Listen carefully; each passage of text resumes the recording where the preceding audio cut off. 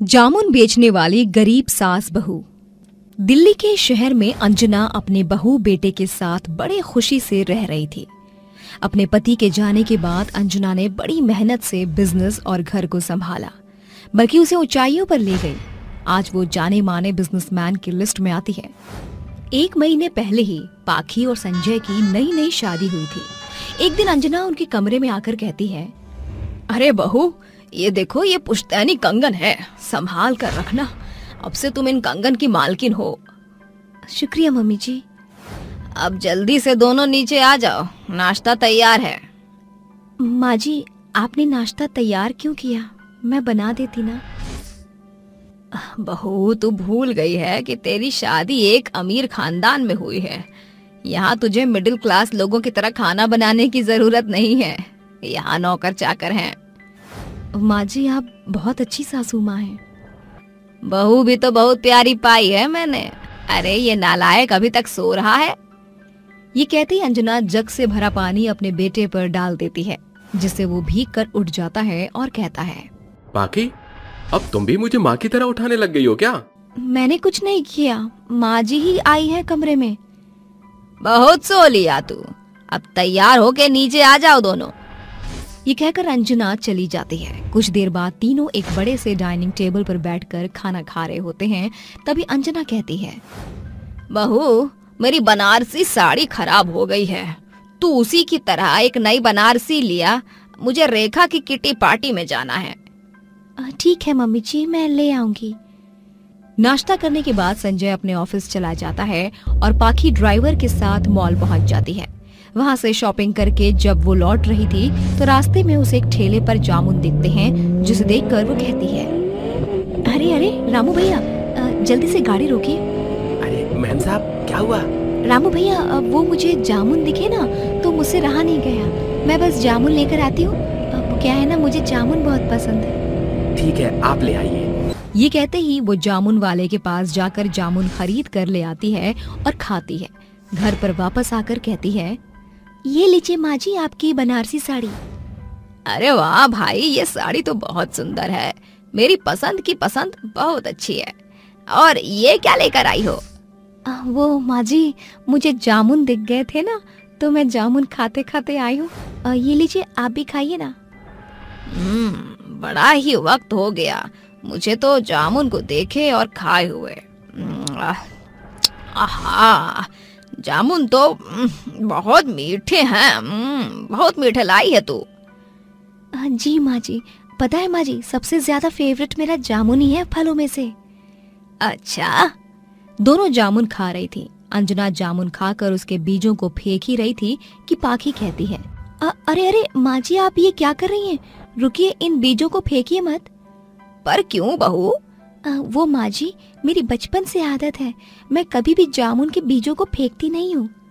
हाँ, कुछ देर से देख रही हूँ, तू इन बीजों को फेंक नहीं रही है, पर करती क्या है ये तो बता।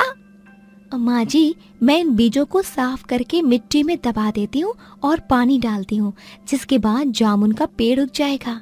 अरे पागल, ये पेड़ कोई 2 दिन में नहीं उगता, 7-8 साल लगते हैं, तब जाकर ये जामुन दे पाता है। माँ जी, मुझे पता है, बचपन से यही तो करती आ रही हूँ। अरे बहू, मेरे साथ रहकर जामुन के पेड़ उगाने की क्या जरूरत है? हम इतने पैसे वाले हैं कि ऐसे 10 जामुन के पेड़ खरीद सकते हैं। अगर तुझे खाना है तो मुझे बता दे, मैं कल ही घर के बाहर जामुन का पेड़ लगवा देती हूँ। अरे नहीं नहीं माँ जी, वो सब तो इन बीजों से ही हो जाएगा, और जो खुद उगाने में मजा है वो बाहर वालों से करवाने में क्या? आपके पैसे भी तो खर्च होंगे, ये तो फ्री में हो जाएगा। ठीक है, जैसा तेरा मन करे ऐसा कर, ये ले तेरे बीज। ये कहते ही बाकी सारे बीजों को वो एक पन्नी में जमा कर लेती है और उनको धोने के बाद घर के बाहर मिट्टी में दबा देती है और पानी डाल देती है। कुछ दिन बीत जाते हैं। एक बार पाखी संजय के साथ पार्क में बैठकर जामुन खा रही थी तो वहीं जामुन को दबा देती है। तभी संजय कहता है, अरे ये क्या कर रही हो तुम? घर में भी तुम यही कर रही थी, यहाँ पर भी? अरे संजय जी, मेरी आदत है, जामुन के बीजों को फेंकने की बजाय दबा देती हूँ। ठीक है, पर इसका कुछ फायदा भी होने वाला है कि नहीं? हमें हो ना हो, किसी और को तो होगा। जब ये बड़ा हो जाएगा तो लोग इस पर जामुन तोड़कर खाया करेंगे। दोनों बातें करते हैं, फिर डिनर करके चले जाते हैं। आए दिन पाखी संजय से जामुन मंगाकर खाया करती थी।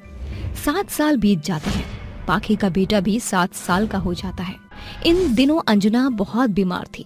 अचानक से घर पर इनकम टैक्स की रेड पड़ जाती है, जिस वजह से उनकी प्रॉपर्टी, बिजनेस, घर, हर चीज से उन्हें बेदखल कर दिया जाता है। संजय वकील से कहता है, वकील साहब, मैंने सारे टैक्स भरे थे, फिर इतना बड़ा बवंडर कैसे हो गया? मिस्टर संजय, काफी टाइम से आपके टैक्स नहीं भरे। जरूर कोई है जिसने टैक्स नहीं भरा, आपको धोखा दिया है। वकील साहब, अब कुछ भी नहीं हो सकता क्या? नहीं संजय जी। पाखी अपने बच्चे, सास और पति के साथ सामान लेकर गुजर रही थी। बेटा, अब हम कहाँ जाएंगे, कहाँ रहेंगे? पता नहीं माँ, कोई ठिकाना ही नहीं है। सब चीज कब्जे में ले ली।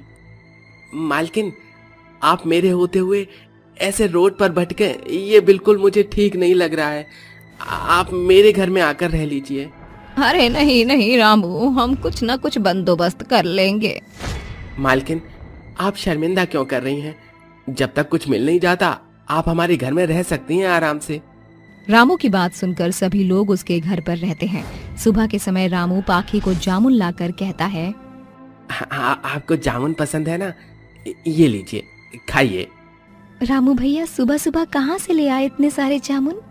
हमारे घर के बाहर आपने ही तो जामुन का पेड़ लगाया था, वहीं से तोड़ कर लाया हूँ मालकिन। क्या सच्ची? माँ जी, संजय, हमारी मुसीबतों का हल हमें मिल गया। अब हमें इस तरह परेशान नहीं होना पड़ेगा। अरे क्या हो गया बहू, जो तू इतना खुश है? माँ जी, संजय जी, आप दोनों कहते थे ना, मेरे जामुन के बीजों से पेड़ उगाने का क्या फायदा है। आज वो चीज हमारे काम आएगी। भला कैसे? संजय जी, अब हमें ना खाने की दिक्कत होगी ना रहने की। मैं सोच रही थी उन जामुन के पेड़ों से हम जामुन बेच देते हैं, थोड़ा ही सही, लेकिन धीरे धीरे हमारी शुरुआत होगी। अरे वाह बहू, सच में आज तेरे जामुन हमें काम आएंगे। हम सास बहू मिलकर जामुन बेचा करेंगे।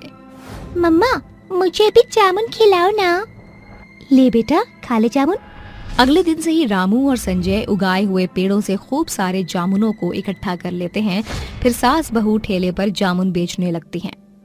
जामुन ले लो जामुन, ताजा ताजा मीठे मीठे जामुन। ये बेहद ही मीठे और सस्ते जामुन हैं, सिर्फ 20 रुपए किलो। आइए आइए, जामुन लीजिए। अरे आप तो बहुत सस्ते जामुन दे रहे हैं, जरा 1 किलो कर दीजिए। इस तरह उसके मीठे और सस्ते जामुन की वजह से ग्राहक ज्यादा आते हैं। देखते ही देखते पहले दिन की बहुत ज्यादा कमाई होती है। धीरे धीरे सास बहू मिलकर जामुन बेचती हैं, जिससे उनकी आर्थिक स्थिति बिल्कुल ठीक हो जाती है। साथ ही संजय को भी काम मिल गया था और अब वो अपना नया घर खरीद लेते हैं और सब खुशी खुशी रहने लगते हैं।